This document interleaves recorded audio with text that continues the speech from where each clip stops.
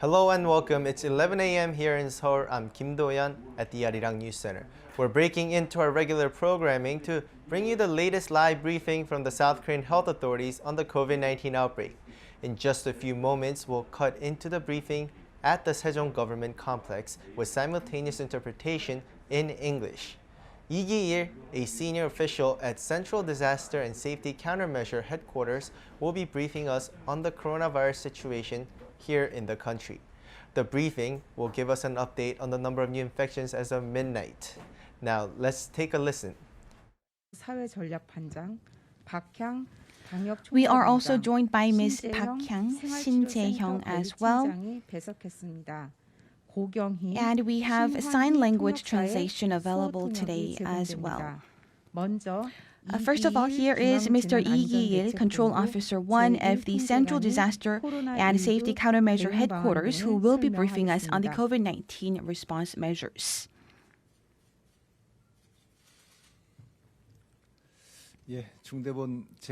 I am Control Officer 1, and let me now begin our regular briefing for August 20th. Today, the health authorities have discussed in depth the restrictions of the social distancing measures to be applied here in South Korea.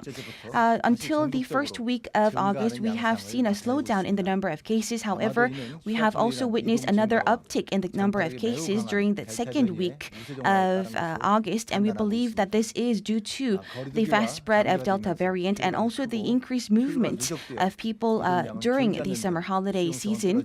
And we believe that we are also having a long fatigue of the extended and the prolonged COVID-19 battle. And as we are seeing an increase in the number of COVID-19 infections, we are also seeing an increasing burden on our medical response capacity. Even though we are at a sufficient level right now, we believe that if we have over 2,500 daily cases going forward, we will have a great burden and a challenge in our medical response capacity. And when we look at the cases in Japan, which has similar quarantine measures as we do, we believe that our situation is better off as Japan is also faced with critical challenges there. And we are also rolling out our vaccines, and we have about 48.3% of the total population receiving their first dose. And we believe that this is going to surpass the 50% mark very soon. And we believe we will be able to inoculate the first dose to about 70% of the population by September. And our fully vaccinated people will also surpass about 50% of the total population in September. And we believe that this could also further attribute to the decrease that is in the risks of COVID-19 infection. However, until then, we need to focus on the quarantine measures right now. And in order to also enable our students to go back to school during the fall semester, it is very important for us to also take particular precautions. And the government is also taking part in close consultations with many experts in different circles. And we are also listening to their feedback on the social distancing measures. And many of you, I believe that you are also willing to see an extended period of social distancing measures. And we need to further focus our capacity in rolling out COVID-19 vaccines. And until September, there are also many opinions and feedback that we should extend the current social distancing measures. And reflecting all of these feedback, the government will extend the social distancing measures going forward and focus on the quarantine measures going forward. And during the next 2 more weeks, from the 23rd of August until September 5th, we will extend the current restrictions. And as for the capital area, Busan and Jeju-do Island, we will be having the level 4.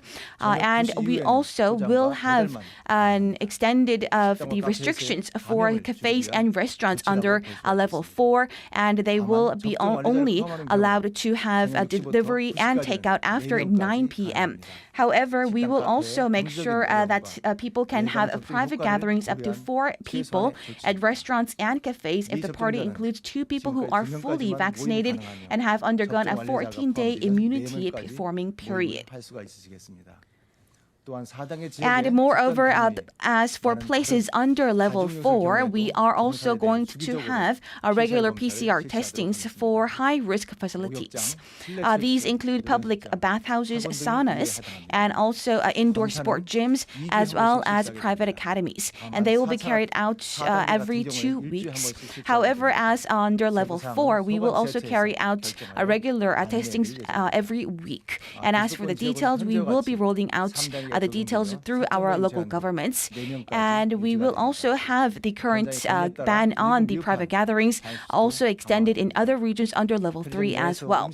And we will also have further restrictions, including the ban on eating at the convenience stores, and also the same operation hour ban will also be in place as for these places as well. So after 9 p.m., we will also like to notify you that we will be banning the consumption of food at convenient stores, as well as at outside parks, as well as public spaces. And going forward, we will also make sure that we contain the virus spread, especially among the high-risk facilities, including public bathhouses and public saunas. And we will also have no toleration for those who breach such measures. And we will also have a new task force under each local government who can look at these breaches going forward, and will also have stern measures that will follow going forward. Moreover, at restaurants and cafes, as well as indoor facilities, we will also make sure that we continue to cooperate and negotiate, as well as communication with these related associations going forward. And please remember that these social distancing measures will be extended for the next 2 weeks. And we believe that many even are hoping to see an social extension of the social distancing measures by even longer period. However, considering our Chuseok holidays, we have decided to extend this by only 2 weeks, initially primarily right now, and we will also monitor the situations going forward. And we are also continuing to exert our full efforts to contain the fourth wave right now, including the social distancing measures. First of all, we are carrying out PCR regular testings and also extending the scope of our testings as well. And we are also putting in measures to contain the virus spread at long-term care facilities and long-term care centers. And going forward, we will also aim to reduce the number of fatalities as well as critically ill patients. And we will make sure that everyone in the senior age group are vaccinated. And we are also expanding the inoculation for those aged in the 50s and 60s as well. We believe that many of the members of the public are experiencing many inconveniences and challenges and difficulties in terms of both mentally and physically. However, we believe that inoculation is also very important going forward. And until we have the risks of COVID-19 infection lowered to a large extent by public inoculation, we need to take particular precautions going forward. We ask you for your continued participation in the social distancing measures. Let us now focus on the containment of the virus, especially the containment and the overcoming of the fourth wave, with continued rollout of the vaccination. And when we have concerted efforts, we can overcome this with joint efforts. If we give up on these measures right now because we are going through difficulties, we could also see the same situations that are experienced by many other countries around the world. And even at this moment, there are many people participating in the vaccination rollout. We thank you for your efforts. The government will also exert our full efforts to this end as well. Thank you very much.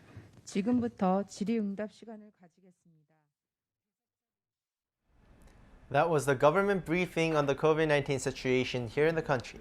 Again, the current social distancing levels will be maintained for another 2 weeks throughout the country.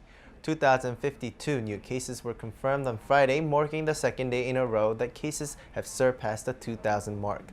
All but 51 cases were locally transmitted. So far, nearly 25 million people have received at least the first dose of the vaccines. For more, we'll be back at 12 p.m. Korea time with our midday news with Mark Broom. Bye for now.